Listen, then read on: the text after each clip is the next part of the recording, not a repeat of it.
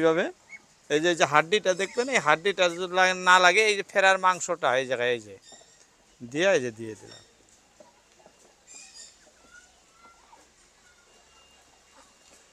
বাস, দেওয়ার পরে এইখানে অল্প এরকম মালিশ মেরে দিবেন, এরকম এরকম এরকম। বিসমিল্লাহির রহমানির রহিম। আসসালামু আলাইকুম সুপ্রিয় দর্শক, বরাবরের মতো আজকেও আব্দুল ফার্মিং লাইভ ইউটিউব চ্যানেলের পক্ষ থেকে আপনাদের সবাইকে সাদর আমন্ত্রণ জানাইতেছি। দর্শক, আশা করি সবাই ভালো আছেন। আল্লাহর রহমতে আমিও অনেক ভালো আছি। যাই হোক দর্শক, কালকে আপনাদেরকে দেখাইছিলাম শামুক আইনা রাখছি, সেই শামুক হাঁসকে কীভাবে খাওয়াইলাম, কিভাবে খায়, সেই ব্যাপার নিয়ে আজকের ভিডিও। আর শামুক খেলে খাদ্য খরচা কত সঞ্চয় হয়, যদি আপনার পার্শ্ববর্তী কোনো জায়গায় শামুক থাকে, সেগুলো কিভাবে সংগ্রহ করবেন, করে আইনে হাঁসকে খাওয়াবেন, আর হাঁসকে খাওয়ালে কি কি লাভ হয়, সেই বিষয় নিয়েই আজকের ভিডিও। দর্শক, তেমন কোনো জরুরি বিষয় না, সামান্য খাদ্যর বিষয় নিয়ে।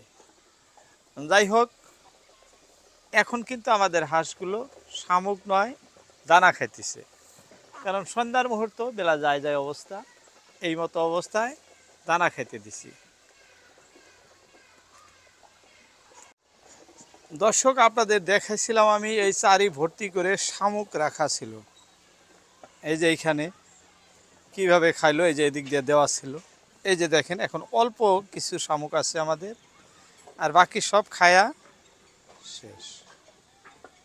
এই শামুকগুলা সম্পূর্ণ শামুক খায়া ফেলাইছে, এতটুকুই আছে। অর্থাৎ প্রায় 15 কেজির মতো শামুক। ধানের চাষ শামুক বেশি খায়, 15 থেকে 20 কেজি শামুক সারাদিনে খায়া ফেলছে। আরও কিছু শামুক এনে আমি এইখানে এই পানিতে দিছি। দর্শক, এই যে এই পানিতে ঢেলে দিছি এইখানে খাওয়ার জন্য। কিন্তু যেটা পানির ভিতরে থাকে জীবন্ত শামুক, সেটা খাওয়াবেন। অনেকেই ভুলে মরা শামুক খাওয়া ফেলান, তো ওইটা খাওয়াবেন না, কোনো দিনও না। মরা শামুক খাওয়ার সাথে সাথেই কিন্তু হাঁসের বেমার হয়ে যাব। সবসময় জীবন্ত যেটা তাজা শামুক, সেটা খাওয়ানোর জন্য আপনারা চেষ্টা করবেন বা খাওয়াবেন। শামুক খাইলে খাদ্য খরচা খুব সঞ্চয় হয়, আর হাঁসের গঠন, শারীরিক গঠন, ওয়েট, ডিম পাড়ার মানে কিটা, সব প্রবণতাটা সব বৃদ্ধি হয়ে যায়। যার জন্য আপনাদেরকে আমি শামুক খাওয়াইতে বলতেছি। আমি নিজে খাওয়াইতেছি, না আপনাদেরকেও বলতেছি। তো কি সুন্দর, এই যে প্লাস্টিকে দিয়ে দিছি, এইখানের থেকে খায়া শেষ করে দিল। অল্প আছে সামান্য। এখন কিছু খাদ্য দিছিলাম, সন্ধ্যা ঘরে উঠায় তুমি, যার জন্য এখন এই যে খাদ্যগুলো খাইতেছি, তাও ভিড় করে। সন্ধ্যার টাইমে একবার খাওয়া দিবেনই, এটা কিন্তু কোনো মতেই বাদ দিবেন না। কারণ সন্ধ্যার সময় খাওয়াটা সারা রাত থাকবো। সবাই সমান শামুক খায় নাই, কেউ কম খাইছে, কেউ বেশি খাইছে। দর্শক, এর মধ্যে যে হাঁসের প্রতি দৃষ্টি দেওয়ার জন্য আপনাদেরকে সবাইকে বলি, এর একটি উদ্দেশ্য আছে। দেখেন, আমাদের এইখানে একটা হাঁস এই যে লড়চড় করছে, আমার হাঁসের মধ্যে এটা বাচ্চা হাঁস একটাই ছিল। এই যে দেখেন কীরকম চন্দামন্দা ধরে বসে আছে। তার মানে এর কিবা না হলে কিবা, ওই যে থোতাটা অল্প জাহি দিল, হয়তো ঠান্ডার ভাব, এর সর্দির ভাব দ্বারা দেখা দিছে। যখন কোনো হাঁস কোনো বেমারে আক্রান্ত হওয়া আরম্ভ করে, তখন এই মতো অবস্থা দেখবেন তাদের। এই যে দেখেন, বুঝতেই পারলেন হাঁসটা কি পর্যায়ে আছে। বাকিগুলো আপনাদের দেখাইতেছি, দেখেন এগুলা কি ধরনের আছে।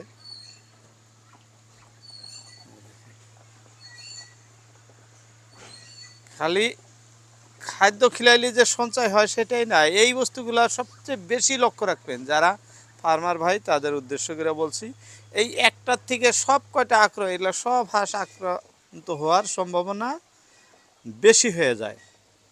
যার জন্য এই হাঁসটা আমি এই যে সারাদিন ঘরে ছিলাম না, মাত্র আসলাম, এসেই কিন্তু এই অবস্থাটা, এই যে আপনাকে ভিডিও ধারণ করে দেখাইতে দেখাইতে আমার চোখে পড়ে গেছে। বারবার এটাই আপনাদেরকে দেখাইতেছি। হয়তো এতগুলো হাঁসের মধ্যে হঠাৎ করে একটা হাঁস যদি আক্রান্ত হয়, পাশাপাশি সব হাঁসই আক্রান্ত হওয়ার সম্ভাবনাটা বৃদ্ধি হয়ে যায়। এই দেখেন খাইতেছে, খাওয়া শেষ, পানির দিকে আপনা আপনি যাইতেছে, কাউকে যাইতে বলা লাগতেছে না। এরকম অল্প খাইলো, বেশি না, অল্প খাইছে, খাওয়া শেষ, যাইতেছি। থাকবো না এখন এখানে, আর কেউ থাকবো না, লাহে লাহে পানির দিকে যাইতেছি। সব হাঁস পানিতে যাব, কেউ থাকবো না। কিন্তু এখন এই হাঁসটা এরকম যদি কারো হয়ে যায়, হঠাৎ দুই একটা, হাঁসটা হাত দিয়ে ধরে আলাদা জায়গায় রাখবেন। ওহ, গাওটা গরম, গাওটা গরম আছে হাঁসটার।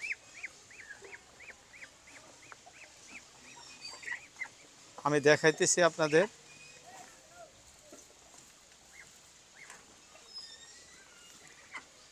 দেখেন এই যে হাঁসটা, ঝুম ধরা হাঁসটা যে দেখাইলাম, এই যে দেখেন থোতাটা কিন্তু একদম গরম। এই যে থোতাটা একদম গরম। এই যে তার মানে জ্বর আসছে, পুরা জ্বরের সম্ভাবনা আছে। যাই হোক, এখন মেডিসিন খাওয়াইতে লাগে না, জেন্টামেসিন একটা ইঞ্জেকশন দিয়ে দিলেই, 1/2 ml একটা ইঞ্জেকশন এই যে রানের মাংসে দিয়ে দিলেই কিন্তু সর্দি জায়গায়। রানের মাংস আমি জেন্টামেসিন একটা, যাই হোক আমার টপিক ছিল খাওয়া নিয়ে।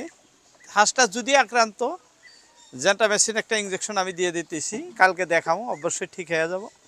কীভাবে মারি সেটা আপনারা দেখেন, অল্প সামান্য সময়, 1 মিনিট। দর্শক, এটি একটি অক্সিটেট্রাসাইক্লিন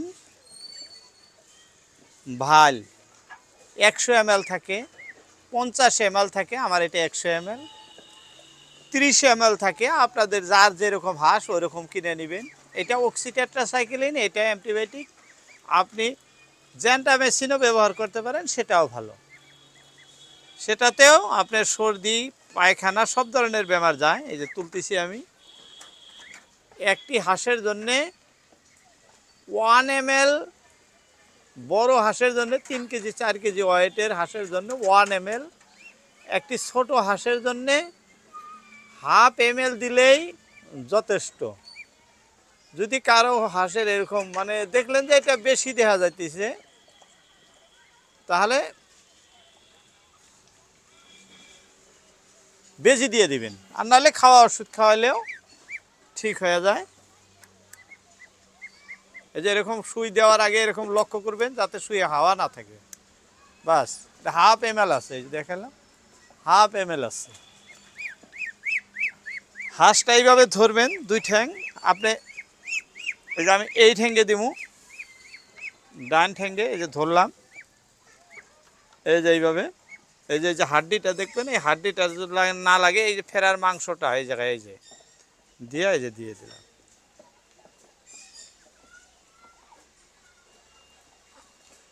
বাস, দেওয়ার পরে এইখানে অল্প এরকম মালিশ মেরে দিবেন, এরকম এরকম এরকম। বাস, হয়ে গেছে। অল্প লড়াই দিলেন, মাংসটা হয়ে গেল।